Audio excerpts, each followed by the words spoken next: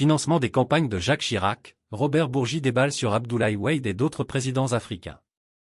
Mallette, djembé ou sac de la marque Puma rempli de cash, le lobbyiste Robert Bourgi, homme de l'ombre de la France-Afrique, revient dans un livre sur le financement par des chefs d'État africains du RPR et de son chef de file Jacques Chirac.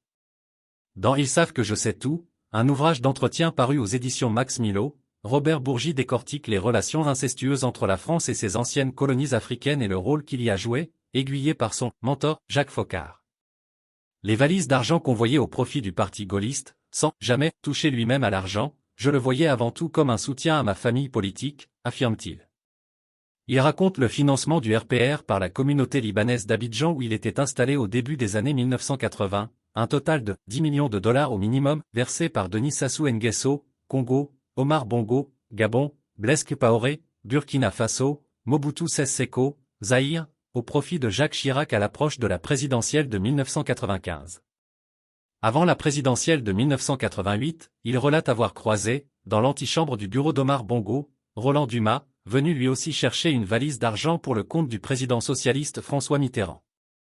Omar Bongo alimentait également le PS, il misait sur tous les chevaux pour être certain d'avoir le gagnant, comme il l'a fait en 1995 également au profit d'Édouard Balladur, surtout pour assurer ses arrières en cas de victoire face à Jacques Chirac. Pour la présidentielle de 2002, ce sont à nouveau près de 10 millions de dollars qui ont été versés pour la campagne de Jacques Chirac par les présidents gabonais, congolais, ou encore Abdoulaye Wade, Sénégal, assure-t-il. Blaise Compaoré fera déposer à l'Élysée 3 millions de dollars dans 4 djembés, l'Ivoirien Laurent Gbagbo, pourtant proche des socialistes, la même somme dans des sacs de la marque Puma, clame-t-il. Chirac aimait les sous. Peu importe de qui il venait. Il était irrésistiblement attiré par l'argent, estime-t-il. En revanche, il n'y a selon lui jamais eu d'argent africain au profit de Nicolas Sarkozy dont il s'est rapproché à partir de 2005. Les chefs d'État africains se prêtaient à ces financements selon lui par clientélisme politique au premier sens du terme. La France restait très influente en Afrique. Rémunéré par ces derniers, Robert Bourgi explique avoir joué les intermédiaires à leur profit. Mes missions consistaient à faire passer des messages plus ou moins cryptés.